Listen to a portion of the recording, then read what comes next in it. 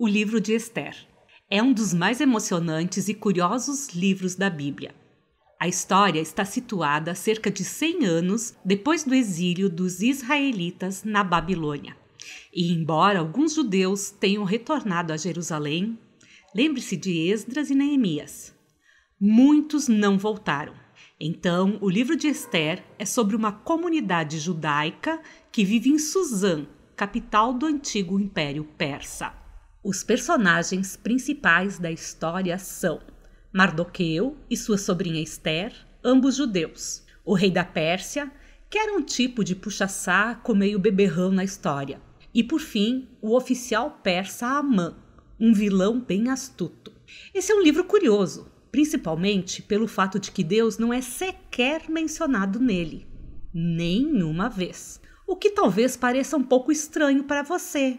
Quer dizer, a Bíblia fala sobre Deus, né? Mas essa é uma técnica brilhante do autor, que, por sinal, é anônimo. É um convite para ler a história olhando para a atividade de Deus. E há sinais dessa atividade em todo lugar. A história está cheia de, abre aspas, coincidências estranhas, reviravoltas irônicas, e tudo isso te força a ver como o propósito de Deus está por trás de cada cena. Vamos entrar na história. O livro começa com o rei da Pérsia dando 2 grandes banquetes, que duram um total de 187 dias. E tudo isso tinha o propósito de exibir a sua grandeza e seu esplendor.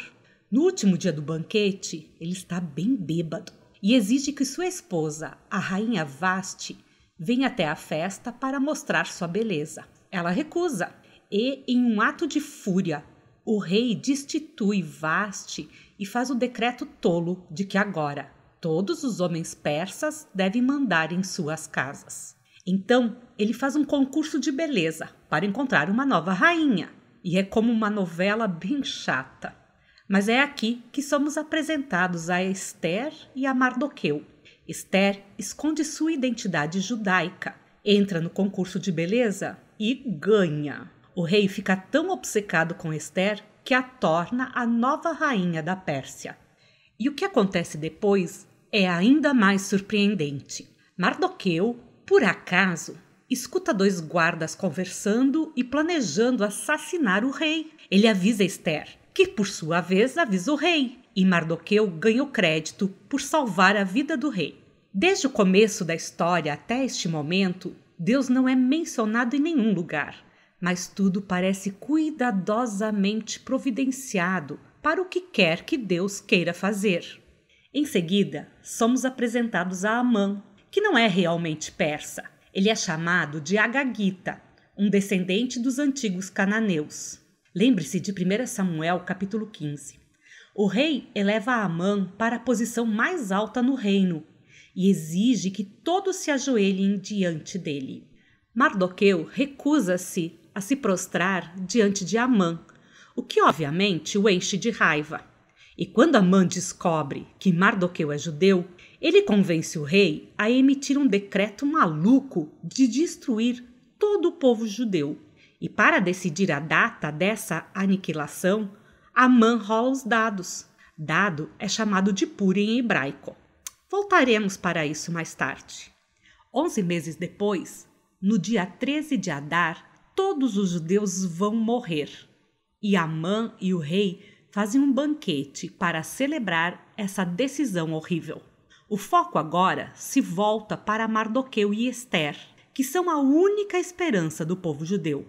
Eles bolam um plano onde Ester vai revelar a sua identidade judaica para o rei e pedir que ele reverta o decreto. Mas se aproximar do rei sem um chamado real, de acordo com a lei persa, é um ato passível de morte. E, em uma declaração-chave, Mardoqueu está confiante de que mesmo que Ester permaneça em silêncio, livramento surgirá de outra parte aos judeus. Mardoqueu pergunta em voz alta: quem sabe não foi para um momento como este que você chegou à posição de rainha? Ester responde com bravura, se propõe a ir até o rei e diz essas palavras surpreendentes: Se eu perecer, perecerei. O que acontece a seguir é uma reviravolta irônica de todo o plano malvado de Amã. Esther recebe ele e o rei em um primeiro banquete e diz que quer fazer um pedido especial aos dois. Em um banquete exclusivo no dia seguinte. Amã vai para casa nessa noite completamente bêbado e vê Mardoqueu na rua. Ele ferve de raiva e ordena que uma forca enorme seja construída para que Mardoqueu seja morto pela manhã. Parece que as coisas não podem piorar para Mardoqueu e o seu povo. Mas, de repente, o jogo vira. Acontece que nessa noite o rei não consegue dormir e pede que as crônicas reais sejam lidas para ele, enquanto tenta pegar no sono. E ele ouve como Mardoqueu salvou a sua vida. Ele tinha esquecido isso completamente. Então, de manhã, Amã vem pedir a execução de Mardoqueu. E no mesmo momento, o rei pede que ele o honre publicamente por salvar a sua vida. E agora, Amã tem que levar Mardoqueu pela cidade em um cavalo real, pedindo que todos o aplaudam. Esse momento da história é o clímax do livro. É o começo da queda de Amã e a ascensão de Mardoqueu ao poder. Veja como isso acontece. O dia seguinte é o segundo banquete de Esther. O rei e Amã chegam e ela conta ao rei que é judia e que Amã decretou uma lei para assassiná-la, assassinar Mardoqueu, que salvou a sua vida, e assassinar também todos os judeus. O rei bebeu bastante e quando ouve essas coisas, ele tem mais um acesso de raiva e ordena que Amã seja morto imediatamente na forca que fez para Mardoqueu. É bem irônico e é uma morte cinzenta para Amã. A execução dele, no entanto, não resolve o problema do decreto para matar os judeus. O foco então volta para Esther e Mardoqueu, enquanto eles bolam um plano para reverter isso. Eles descobrem que o rei não pode revogar um decreto seu. Então, em vez disso, ele chama Mardoqueu para publicar um decreto contrário. No dia em que todos os judeus seriam mortos, dia 13 de Adar, eles são ordenados a se defenderem e destruírem qualquer um que se levantasse contra eles. Mardoqueu, Esther e os judeus, em toda parte, fazem banquetes para celebrar esse novo decreto, e Mardoqueu senta-se ao lado do rei. O dia do decreto chega e os judeus triunfam sobre o inimigo. Antes, eles destroem a família de Amã e depois qualquer outro oficial persa que tenha se unido à sua trama. E no dia seguinte, eles têm permissão para destruir qualquer um que se erguer contra eles em todo o reino. Isso resulta em uma alegria e em celebração quando os judeus são salvos de serem aniquilados. A história então conta como Esther e Mardoqueu estabelecem, por decreto, um festival anual de 2 dias, o Purim, para comemorar o seu livramento da destruição. E o nome da festa vem dos dados de Amã, lembra? Pur-im. O livro termina com um pequeno epílogo. Mardoqueu é elevado ao segundo na linha de comando do reino. E a história fala agora da sua grandeza e seu esplendor, enquanto os judeus prosperam no exílio. Mas vamos nos afastar um pouco. Perceba como toda essa história foi estruturada. Ela está cheia de pequenas reviravoltas irônicas e agora podemos ver como toda ela foi estruturada como uma grande reviravolta irônica. No começo, temos o esplendor, as festas e os decretos do rei, refletidos no esplendor, nas festas e nos decretos de Mardoqueu, aqui no final. Mardoqueu e Esther salvam o rei no começo e, no fim, salvam todos os judeus. E então temos a elevação, decreto e banquete de Amã, revertidos na elevação, decreto e banquete de Mardoqueu.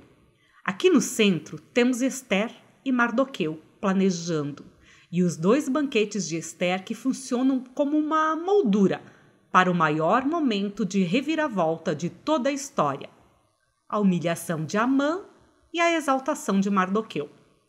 Outra característica importante desse livro é a ambiguidade moral dos personagens. Tem um monte de bebida, raiva, sexo e assassinato, dos quais Mardoqueu e Ester estão cientes. Sem mencionar a violação de tantas leis da Torá, como casar-se com gentios ou comer comidas impuras. Então, a história não está destacando Ester e Mardoqueu como exemplos morais, como se aprovasse todo o seu comportamento, mas eles são destacados como modelos de fé e de esperança quando as coisas ficam feias.